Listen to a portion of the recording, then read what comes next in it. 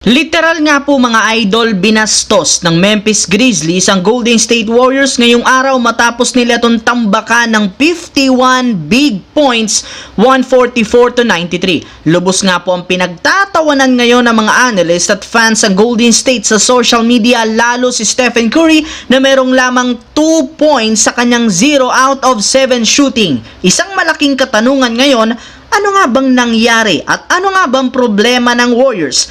Nakapaglaro na rin naman nga po si Dennis Schroeder kaya wala silang mairarason. Pero ayon nga po kay Coach Steve Kerr, ang mismong rason ng kanilang pagkatalo ay ang shooting. Hirap na hirap nga silang makapag-generate ng score gamit ang kanilang opensa. At kung ang mga analyst at fans ang tatanungin, kita rin naman ninyo na si Coach Steve Kerr ang pinaka-problema dahil ayaw pa rin naman nga nitong tanggapin na hindi na gumagana ang kanyang small ball lineup. Sa paglagay nga po niya kay Dennis Schroeder sa starting 5, sobrang out-rebounded sila ng Memphis, 60-36.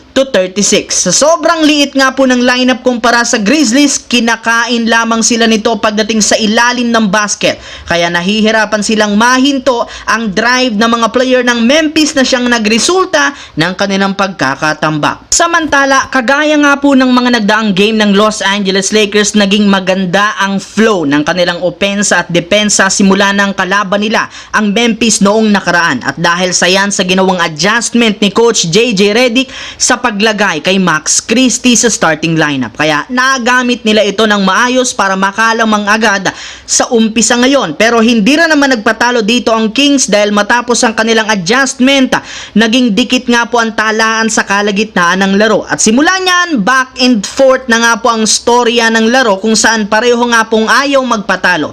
Ngunit sa huli, nakuha pa rin ng Lakers ang panalo matapos ang takeover dito ni Austin Reeves kasama si LeBron at Anthony Davis. Sinamahan rin naman siya dito ng pagiging dominante at MVP performance ni Davis sa ilalim at higit sa lahat ang pag-step up ng kanilang mga role player para lamang makuha ang top 15 na panalo.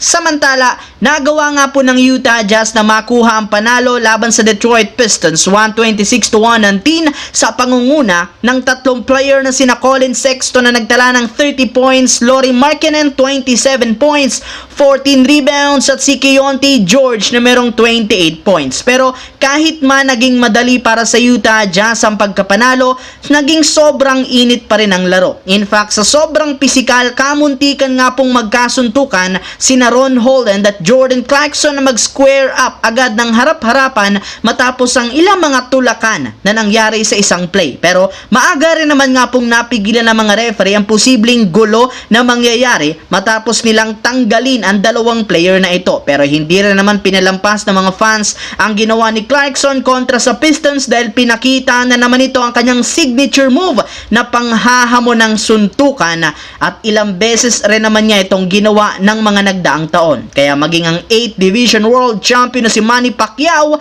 hindi rin naman napigilan ng sarili na suportahan ang kanyang kababayan kung lilipat man ito ng boxing kapag natapos na ang kanyang NBA career.